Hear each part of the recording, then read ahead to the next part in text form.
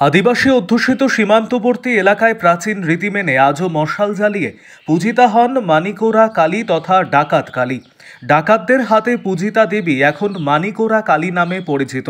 শোনা যায় দেশভাগের আগে ডাকাতদের দল প্রায় ৩০০ বছর আগে রাতের অন্ধকারে মানিকোরায় দেবীর পুজো দিতে আসত।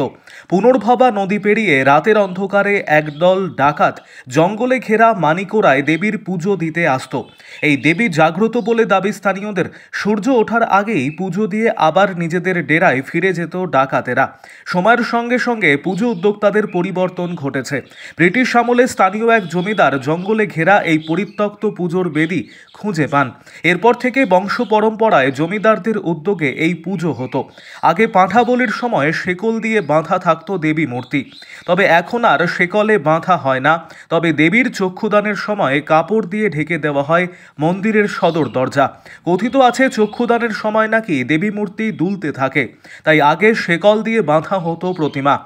এখন আর সেই নিয়ম নেই, শুধু কাপড় দিয়ে ঢেকে দেওয়ার নিয়ম রয়েছে।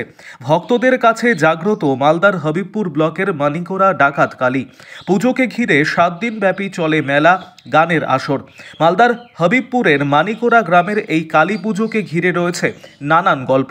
সেখানে গেলেই শোনা যায় স্থানীয়দের মুখে এই সব গল্প, পুজোর কাহিনী। এই পুজো ডাকাত দলের হাত ধরেই সূচনা।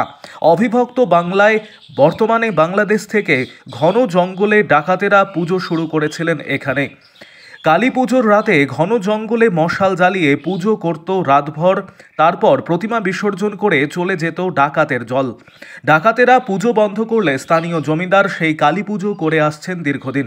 তারপর স্থানীয় গ্রামবাসীদের কাঁধে পুজোর দায়িত্ব তুলে দেন জমিদার। বর্তমানে মানিকোরা গ্রামের বাসিন্দারা মিলিত হয়ে এই কালী পুজো করছেন।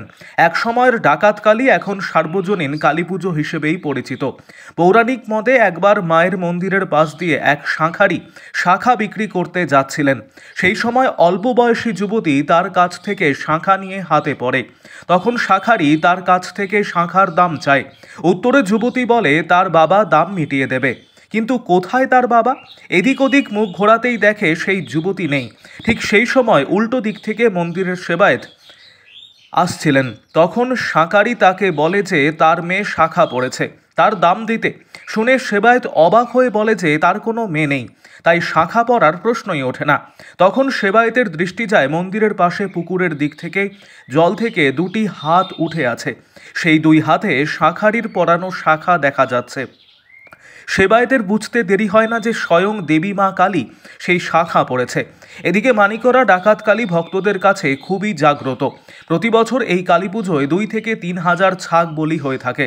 শুধুমাত্র মালদা জেলা নয়, বর্তমানে রাজ্য এবং বাইরের রাজ্য থেকেও বহু ভক্তের সমাগম ঘটে এই কালী পুজোয়। বর্তমানে কালী পুজোকে ঘিরে এক বিশাল মেলার আয়োজন করে থাকেন গ্রামের বাসিন্দারা। দূর দূরান্ত থেকে বহু মানুষ এই কালী পুজো এবং মেলা দেখতে আসেন।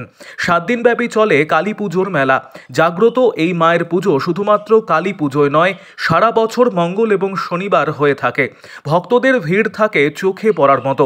ডাকাতদের হাত ধরে পুজোর সূচনা, তবে ঠিক কত প্রাচীন এই কালী পুজো তা জানা নেই স্থানীয়দের। শুধুমাত্র লোকমুখেই প্রচলিত রয়েছে ডাকাতদের হাত ধরেই শুরু হয় এই পুজো।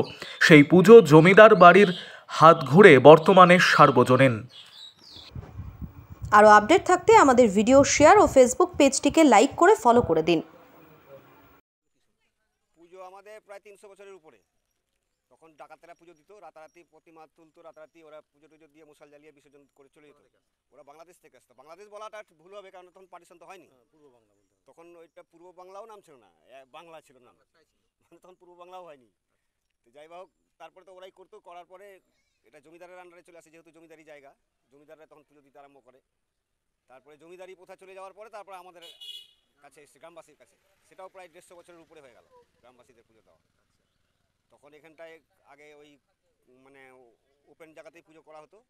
তারপরে টিনের ঘর তৈরি করা হলো, সেটাকেও নষ্ট করে দেওয়া হলো, দিয়ে আবার পাকা ঘর করা হলো। দিয়ে এই ভাঙতে ভাঙতে এখন এই পর্যায়ে এসে পৌঁছেছে মন্দিরে। চক্ষুদানের সময় তো আগে শিকল দিয়ে বেঁধে রাখা হতো, কারণ মা কালী আমাদের ঝুঁকতো আর কি। মা কালী ঝুঁকতো। তো ওই 3 নয়নটা যখন ওই কপালে মাঝখানে যে ইয়েটা থাকে, সেটা ইয়ে করার সময় ওই চক্ষুদানের সময় ওটা কালী ঝুঁকতো আর কি। তো সেটা আমরা এখন ওই রীতিটা বন্ধ করে দিয়ে আমরা এখন মা কালীকে দেখতে দিই না চক্ষুদানটা। আমরা এখন ওই কাপড় দিয়ে সামনে ঘিরে ঘিরে মানে ইয়ে করি, মশাল জ্বালিয়ে নেই, আর ওই সাদা কাপড় দিয়ে ঢেকে দিই, আমরা কালীকে দেখতে দিই না। ইতিহাস কি রয়েছে ইতিহাস বলতে আপনি পুরনো দিনের ইতিহাস কি রয়েছে ওই মন্দিরটি? পুরোনো দিনের ইতিহাস বলতে আমাদের তো ওই শাখা পড়াটা ছিল, যেমন এইখানে পাশে মন্দিরে হাত তুলে দেখিয়েছিল শাখা পড়ানোর জন্য, বা শাখা পড়েছিল, পরে নিয়ে গিয়ে ওখানে পয়সা চাইছিল, তখন ও হাত তুলে দেখিয়েছে যে এরকম আমি তো জলে আছি। তখন সবাই বুঝতে পেরেছে, মানে শাখারি বুঝতে পেরেছে যে এ তো মায়ের লীলা আর কি, মা নিজেই পড়েছে। মেলা কতদিন ধরে? মেলা আমাদের এখানে 7 দিন ধরে হয় বলি পুজো নিয়ে। বলি আপনার ওই 2500 3000। কোথা থেকে মানুষ এসেছিল?